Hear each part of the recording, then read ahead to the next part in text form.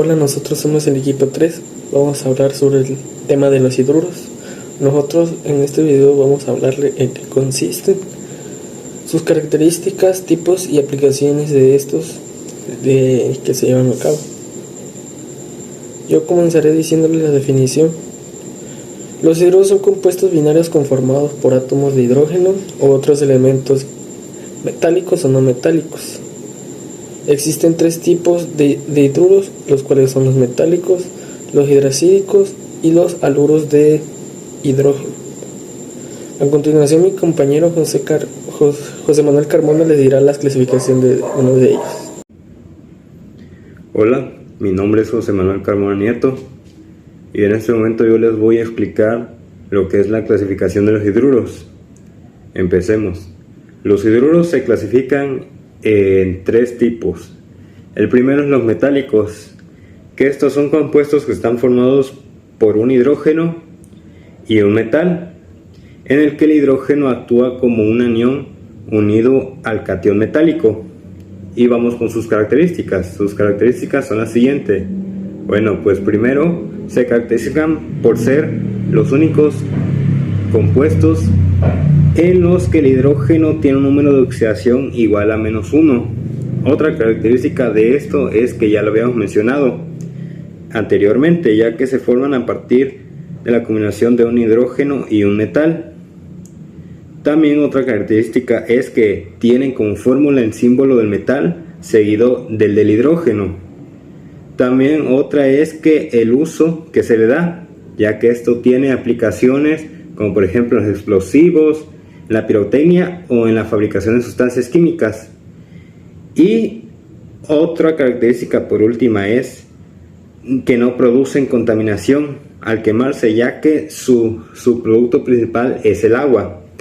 Vamos con el siguiente tipo de clasificación, que es la otra parte, es el hidruro volátiles, que estos son compuestos de hidrógeno con elementos que son no metálicos o semimetálicos, como por ejemplo el arsénico, el fósforo, el silicio, el antimonio y el boro.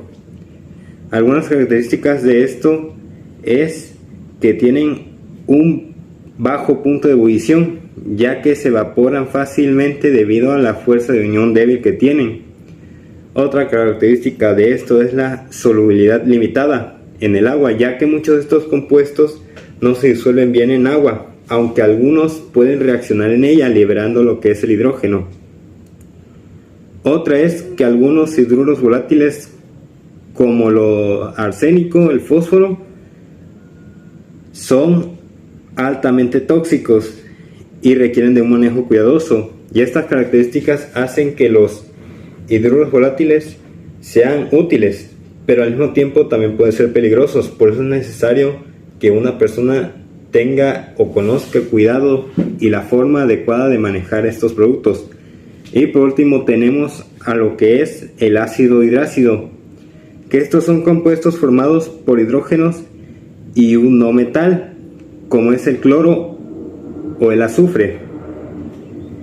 Y al disolverse en agua, estos liberan iones de hidrógeno, lo que le da esas propiedades ácidas.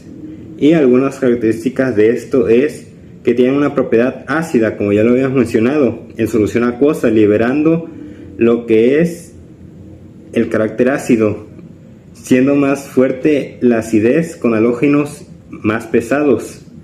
También tienen una reactividad notable, ya que son corrosivos y altamente reactivos, especialmente con metales, en los que pueden formar sales y liberar hidrógeno. Y su estado físico es otro, ya que son otras características, ya que muchos ácidos hidrácidos son gases en estado puro, aunque se disuelven fácilmente en agua, y ahí es donde estos adquieren sus propiedades ácidas. Y ya por último es su aplicación, ya que esto se aplica mucho en la industria, en los laboratorios principalmente, en la creación de otras sustancias o en la limpieza de los metales. Y por último cabe mencionar que estos, al ser reactivos y corrosivos, necesitan ser manejados con mucho cuidado, ya que al ser corrosivos puede hacer que al tocar o entrar en contacto con algún otro producto, lo dañe o lo descomponga. Por eso es necesario tener cuidado al manejo de estas sustancias. Muchas gracias. Yo soy María José y les voy a hablar de la formulación de los hidruros. La fórmula de los hidruros depende del tipo de hidruro que se está formando. Como ya mencionaron mis compañeros, existen 3 tipos: los hidruros metálicos, los hidroácidos o no metálicos y los volátiles. La fórmula de los hidruros metálicos es un metal más hidrógeno que produce un metal hidrógeno con subíndice N. Este subíndice se determina según la valencia con la que está trabajando el metal. Para los hidruros no metálicos o hidroácidos, la fórmula es un no metal más hidrógeno que produce un no metal hidrógeno con subíndice N, que al igual que en los metálicos se determina según la valencia con la que está trabajando el no metal. Y para los hidruros volátiles, la fórmula es exactamente la misma que en los no metales, solo que esta regularmente determina que está en estado gaseoso. Bueno, pues a mí me toca decir la nomenclatura de hidruros, la cual son 3: la sistemática, stock y tradicional. La sistemática consiste en poner hidruro acompañada de un prefijo, el cual puede ser mono, di, tri, tetra o penta. La stock consiste en nombrar el nombre de hidruro de acompañado del nombre del metal, seguido del nombre del metal. También está la tradicional. La tradicional se pone el nombre del hidruro seguido del nombre de un metal en terminación oso o ico. Bueno, y a continuación viene mi compañero Luis a explicar los ejemplos. Ok, ahora les hablaré acerca de algunos ejemplos o ejercicios de los hidruros. Como ya sabemos, los hidruros van a ser compuestos binarios que van a estar formados por un elemento X y un hidrógeno. Dentro de su clasificación existen 3 tipos. Vamos a tener a los hidruros metálicos, a los hidruros no metálicos y a los haluros de hidrógeno. Como primer lugar voy a explicarles los hidruros metálicos. Como su nombre lo dice, estos van a ser compuestos que van a estar formados por un elemento metálico más un hidrógeno, como lo pueden ser los casos que tenemos aquí, como lo puede ser el sodio o el calcio, que van a estar formados por un hidrógeno y vamos a tener como resultado a un hidruro. Como nos podemos percatar en estos casos que tenemos aquí, si ya se dieron cuenta, aquí tenemos a 2 hidrógenos y tenemos como resultado únicamente un solo hidrógeno. Y en el otro caso tenemos a 2 hidrógenos y tenemos como resultado 2 hidrógenos. ¿Pero a qué se debe esto?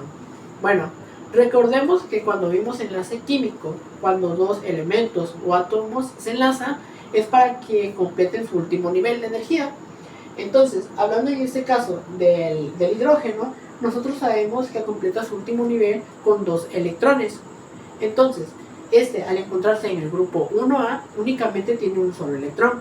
Entonces, le hace falta un electrón para alcanzar su último nivel o completarlo. Entonces, hablando de este enlace que tenemos aquí, que es el sodio y el hidrógeno, nosotros sabemos que de igual forma el sodio se encuentra en el grupo 1A. Por ende, de igual forma, tiene un solo electrón. Por eso es que tenemos nosotros aquí como resultado simplemente el sodio y un hidrógeno. ¿Por qué? Porque el sodio únicamente, al tener un solo electrón, va a trabajar únicamente con un solo hidrógeno y no con 2 como lo podríamos tener aquí. Tal vez ahorita no queda claro, pero con el siguiente ejemplo ya quedaría mejor. Ok, ahora tenemos a este compuesto que tenemos al calcio y 2 de hidrógeno. Y tenemos como resultado calcio y 2 de hidrógeno nuevamente. ¿Por qué? Por lo mismo, porque nosotros sabemos que ya vimos que pues el hidrógeno necesita, en este caso, pues un electrón más para completar su último nivel. En este caso nosotros tenemos el calcio. El calcio se encuentra en el grupo 2A, por ende va a tener a 2 electrones en su último nivel. Por eso es que va a poder trabajar hasta con 2 hidrógenos para que estos completen su último nivel. Por eso es que tenemos como resultado nuevamente ahora calcio y 2 hidrógenos.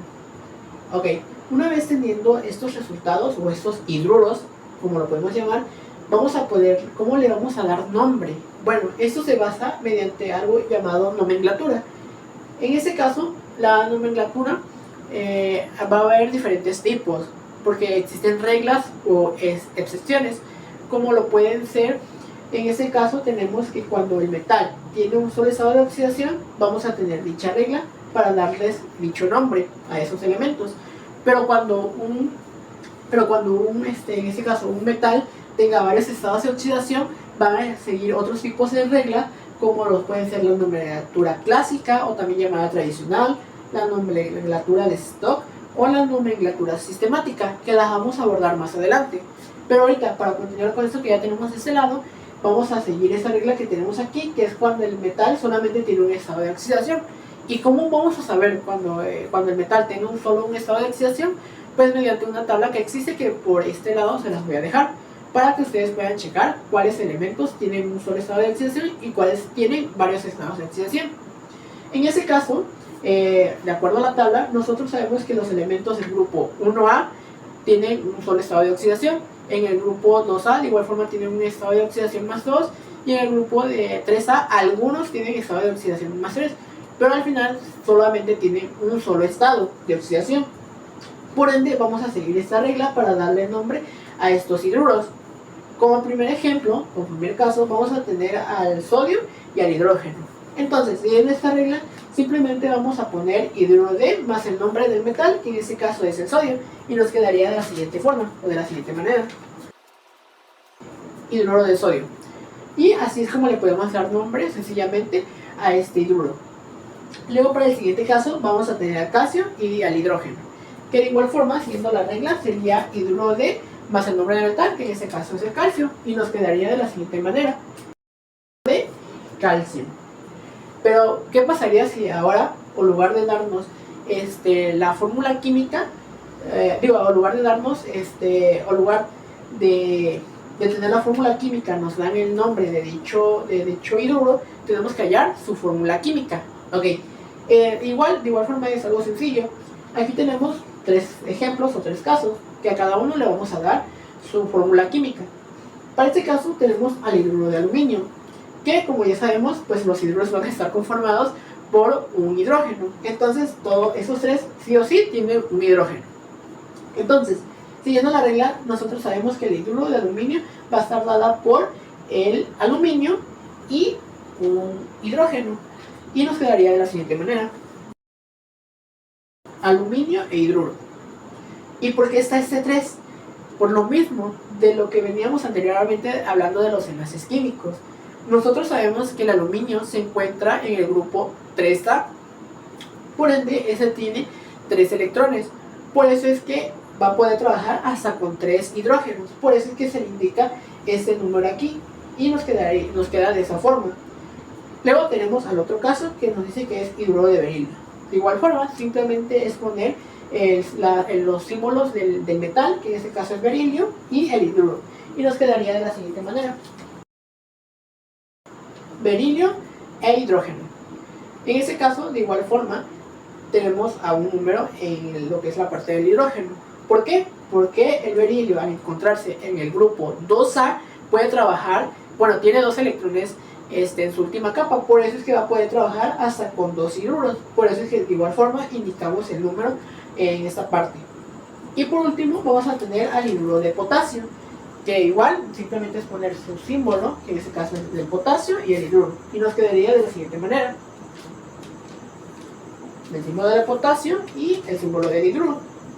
En este caso no lleva un número en esta parte. ¿Por qué? Porque el potasio de igual forma se encuentra en el grupo 1A, por ende solamente va a poder trabajar hasta con un hidruro y no con más, como lo habíamos visto en el caso del sodio. Espero que con esta parte haya quedado algo claro, y si no es así, pues los invito a ver nuevamente el video.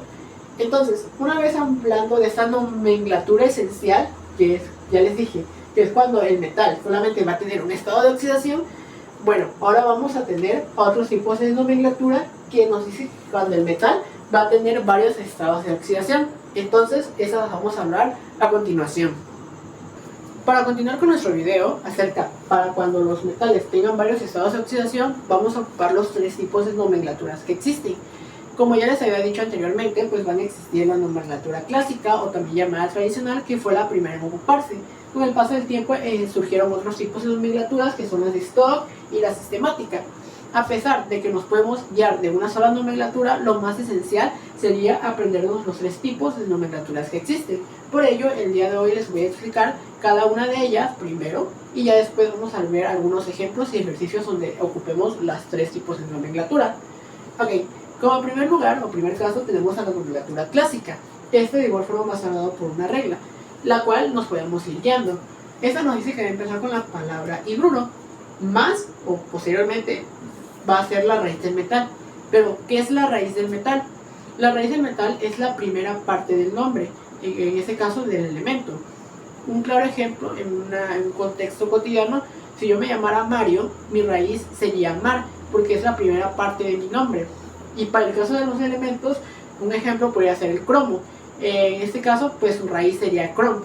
Entonces, después de eso, iré a la terminación según el número de oxidación de dicho metal. Que como ya vimos, el número de oxidación de metal, pues anteriormente vimos que eran de cuando solamente tiene un número de oxidación. Pero para estos casos es cuando tengan a partir de 2 números de oxidación, que es para la mayoría de los casos, y para algunos va a tener más de 2 números de oxidación. Bueno, regresando otra vez a esto, nosotros vamos a tener las raíces, como ya les dije, pero va a haber algunas excepciones en las que las raíces no van a ser con el nombre que originalmente conocemos, ya que algunas de estas palabras provienen del latín, como es el caso del hierro. El hierro, nosotros pues generalmente pues es hierro, y diríamos, no, pues la raíz de dicho metal sería, hier, pero no, en este caso el latín se dice ferro, entonces su raíz no sería, como les he dicho, hier, sino sería fer, porque proviene del latín. Para el caso del cobre sería cup, y para el caso del oro sería aur, y del plomo sería plum. Entonces serían como que unas reglas que habría que aprenderse, que son las principales que se utilizan. Ok, aunado a eso, tenemos, regresando otra vez acerca del según el número de oxidación del metal. ¿Qué quiere decir esto? Les digo, principalmente el número de oxidación de los metales van a estar dados en 2. En 2 va a tener 2 números de oxidación. Para el número de oxidación menor se le va a agregar la palabra oso, y para el número de oxidación mayor se le va a llamar la palabra ico. Va a haber pues algunas excepciones o algunos casos en los que va a tener más de 2 números de oxidación, como lo puede ser el caso del vanadio o del manganeso, que para el número más pequeño de oxidación que tenga va a ser la palabra oso, para el que le supone otra vez, para el que le sigue oso, después de oso ico, y para el más grande ico otra vez. Entonces tal vez ahorita igual no quede de una forma clara, pero ahorita con los ejemplos que les dé va a quedar. Bueno, eso para el caso de la nomenclatura clásica. Luego vamos a tener a la nomenclatura de stock, que esta nos dice que va a estar de igual forma dada por una regla, que nos dice que va a estar primero compuesta por la palabra hidro de más el nombre del metal, que es casi similar a la nomenclatura, la primera nomenclatura que vimos, que era en base cuando el metal solamente tiene una historia de oxidación. Nada más que a esa se le va a agregar el número de oxidación en romanos del metal. Entonces, de igual forma, ahorita vamos a ver unos ejemplos para que les quede más claro.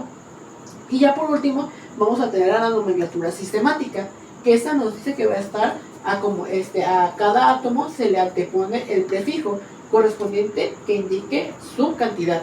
¿Qué quiere decir esto? Si tiene un solo átomo se le va a poner mono, si tiene 2 di, si tiene 3 tri, 4 tetra, 5 penta, 6 hexa, hasta 7 vamos a llegar, que sería hepta. Entonces, ahorita les voy a presentar algunos ejemplos de cómo vamos a poder nombrar cada formulación de los compuestos que tengamos y ocupando los 3 tipos de nomenclatura. Entonces, para continuar con los ejemplos de acuerdo a la clasificación o a las nomenclaturas que tenemos, vamos a darle el nombre a estos hidruros. Como ya sabemos, aquí tenemos hidruros de cromo, pero a estos no les podemos dar el mismo nombre porque su composición es diferente. Entonces nos vamos a apoyar en base a las nomenclaturas que ya tenemos y para hallar su nombre en específico. Entonces vamos a empezar con la nomenclatura clásica, el cual nos dice que va a iniciar por la palabra hidruro.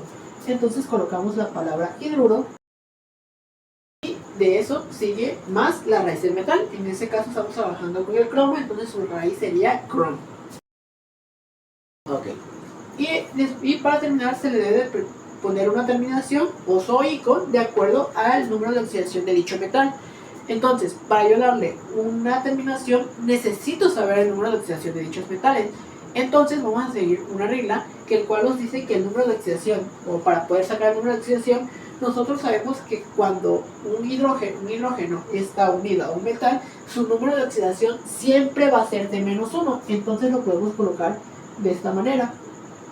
Y de igual forma lo podemos hacer de una vez para el segundo caso. -1. Entonces, matemáticamente yo sé que -1 por 2 es -2. Entonces el cromo debe tener una carga positiva para que éste esté anivelada al hidrógeno en este caso. Entonces en este caso va a tener una carga de +2. Y en el caso 2 va a tener una carga de +3. De +3. Y así quedaría con sus números de oxidación. De igual forma hay una técnica que algunos usan que simplemente hacen intercambiar los valores. En este caso tenemos cromo H2, lo que hacen es poner el cromo H2 y lo único que hacen es intercambiar valores. Este 2 que tenemos aquí se lo pasan al cromo pero en la parte superior y se lo agregan de forma positiva. Y como aquí nosotros ya sabemos que el hidrógeno, en este caso, para cuando está unido con un metal, siempre es -1, este -1 lo pasan de esta forma a esta parte, a la parte inferior, pero en este caso pues ya no se coloca. Y así podemos hacerlo con esa parte, en lugar, si aquí hubiéramos tenido un 3, ya nada más simplemente este 3 lo pasamos para arriba, pero con signo positivo, y ya nos quedaría de esa forma. Esa es otra forma de hallarnos. Pero en este caso pues quería explicarles cómo es que salen los números de oxidaciones o cómo podemos encontrarlos. Una vez encontrado los números de oxidación para el caso del cromo, ya sabemos que va a haber un número de oxidación mayor y uno menor. Entonces para el número de oxidación menor se le va a dar la terminación oso. Simplemente lo escribimos en esta parte y nos quedaría como en el caso 1 para nomenclatura clásica como hidruro cromoso. Y para el caso 2, de una vez lo podemos hacer, que de igual forma, siguiendo la nomenclatura clásica, nos dice que primero va hidruro, la raíz, en este caso igual es como es cromo, que sería crom, y como ya sabemos que este tiene un número de oxidación mayor, se le atribuye la palabra o la terminación ico. Y nos quedaría como hidruro crómico. Y ya después vamos a continuar con las demás nomenclaturas. Como segunda nomenclatura tenemos a las stock. Siguiendo su regla nos dice que esta va a empezar con la palabra hidruro y lo podemos ir poniendo hidruro de, y después de eso sería el nombre de metal, que en este caso pues igual seguimos hablando del cromo, en este caso pues sería hidruro de cromo. Hidruro de cromo, y ya como último vamos a tener el número de oxidación de dicho metal, pero en este caso en números romanos, que ya en este caso pues lo conocemos porque ya lo sabemos o ya lo sacamos, que en este caso es de 2, simplemente se le coloca el número romano. Ya lo tenemos. Igual para el segundo caso tenemos igual hidruro de, como es cromo, pues hidruro de cromo. Y su número de oxidación en este caso es de +3, entonces simplemente colocamos pero el número romano. Y ahí lo tenemos. Y ya como último vamos a tener a la nomenclatura sistemática, que nos dice que a cada átomo se le antepone su prefijo. En este caso nos vamos a guiar de los átomos de hidrógeno. Para el primer caso tenemos los átomos de hidrógeno, entonces se le va a anteponer la palabra, la terminación di. Entonces sería di, de eso sería hidruro, y en este caso pues como igual es el cromo, pues sería hidruro de cromo. Y ya para el último vamos a tener de igual forma, como nos fijamos el número de átomos que tiene el hidrógeno, en este caso tiene 3, entonces se le va a anteponer la terminación tri. Y le ponemos la palabra tri al principio. Y así nos quedaría cada una de las nomenclaturas de acuerdo a estos hidruros o a estos compuestos, de acuerdo a la nomenclatura tanto clásica, la de Stock y la sistemática. Ok, ahora tenemos los casos en los que tal vez nos den un tipo de nomenclatura y nos pidan hallar su formulación química. En este caso, pues como ya vimos, vamos a poder realizar alguna formulación química de este tipo de clasificaciones en base a lo que ya vimos. Entonces tenemos el primer caso, que nos dice que es hidruro ferroso. Por ley ya sabemos que debe tener pues un hidrógeno. Entonces ponemos su símbolo, que es H. Y sabemos que es ferroso. En ese caso ocupamos una excepción de acuerdo a su raíz. Entonces nosotros sabemos que es el hierro, pero en ese caso, al estar en latín, pues se ocuparía su terminación fe. Ok, y ahí están. En este caso, nosotros sabemos que puede haber un número aquí. Como aquí nos están indicando que es oso, sabemos que su número de oxidación de este metal es el número más pequeño que tiene. Entonces, nosotros sabemos, ya les dije, que por ley el número de oxidación de un hidrógeno cuando esté como un metal siempre es de -1. Entonces, si aquí nos dice que el número de oxidación del hierro, en este caso nosotros sabemos, si lo buscamos en la tabla periódica, es de -2. Entonces nosotros colocamos este -2 aquí. Y como ya les dije, aquí podemos ocupar una técnica o una forma fácil de simplemente intercambiar valores. En este caso, este 2 positivo que está aquí lo pasamos de este lado y este -1 lo pasamos de este lado, pero pues no se escribe, no hay necesidad.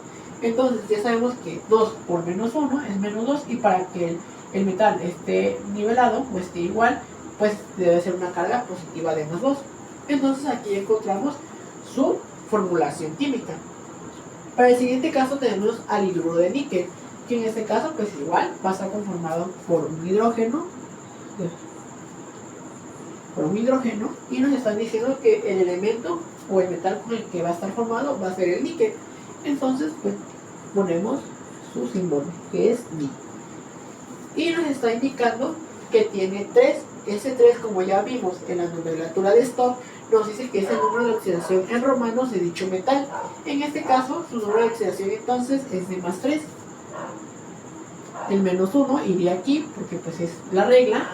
Y entonces ese 3 lo pasamos de este lado y nos quedaría de esa forma. Y si comprobamos, 3 menos 1 nos da -3, y para que el metal esté anivelado o esté igual, pues sería +3. Y este 1 pues ya no se pone, y ya nos quedaría de esa forma su formulación química. Y para el último ejemplo tenemos trihidruro de oro. De igual forma, siempre estamos agregando nuestro hidrógeno o su símbolo, y en este caso nos está diciendo que es el oro. Entonces igual agregamos el símbolo del oro, que es AU, y ya tenemos esto. Entonces aquí nos está diciendo algo importante, que nos dice que es tri.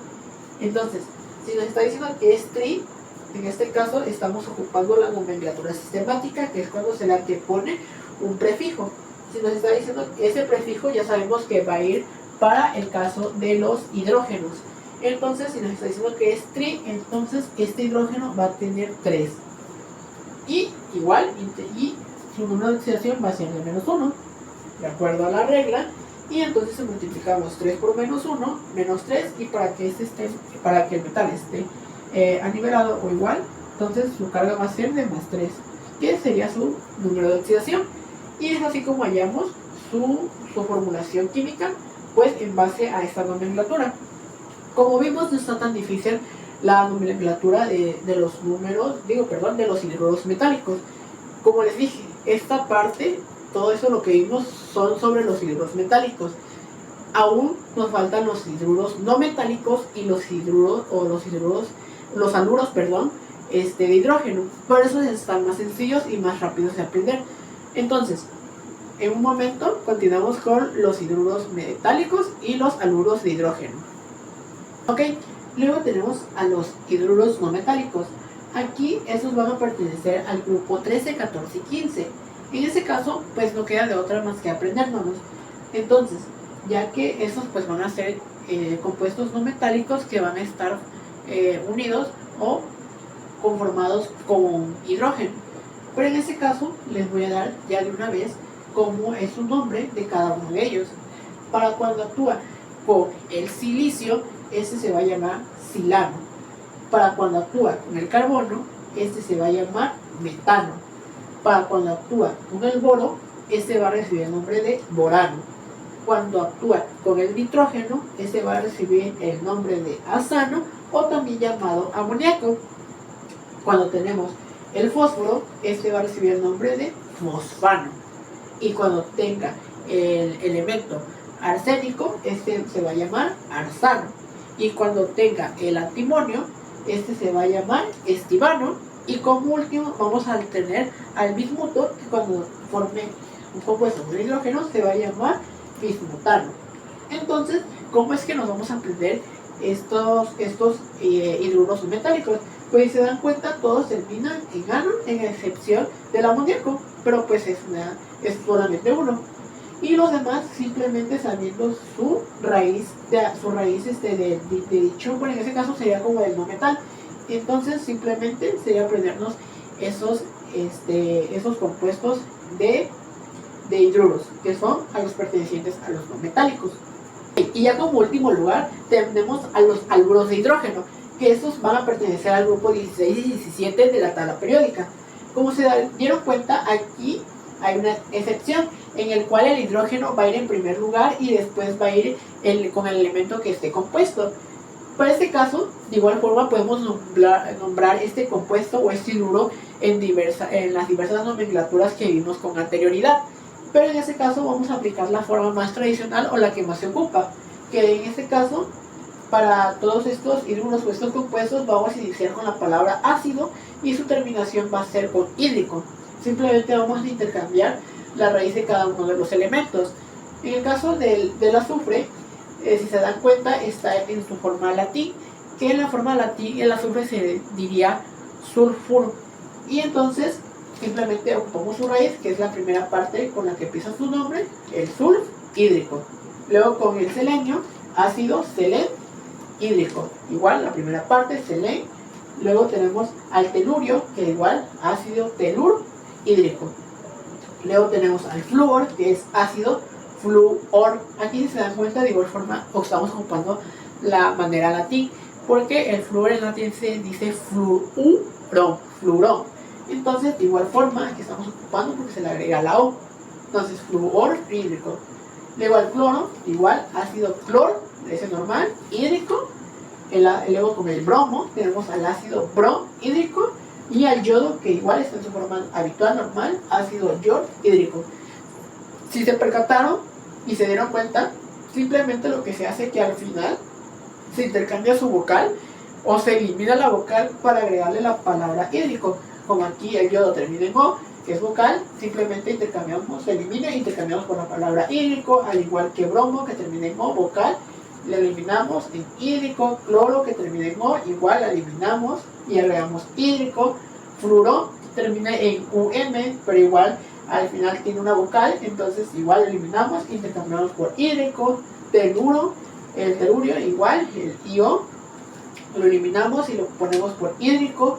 El selenio igual termina en IO, lo eliminamos y ponemos la palabra hídrico. Y el ácido sulfúrico, que el sulfur, que es en latín, como les dije, termina en UR, pero termina al final en una vocal, entonces igual eliminamos esa parte y ya no nos agregamos la palabra hídrico. Entonces, hasta aquí llegaría nuestro video acerca de los hidruros, cómo estos fueron clasificados, cómo vimos sus definiciones de cada uno de ellos, sus nomenclaturas y cada uno de los pasos que realizamos con los ejemplos y ejercicios que vimos. Entonces, pues muchas gracias por ver este video, muchas gracias por su atención prestada y nos vemos en la próxima. Bye bye.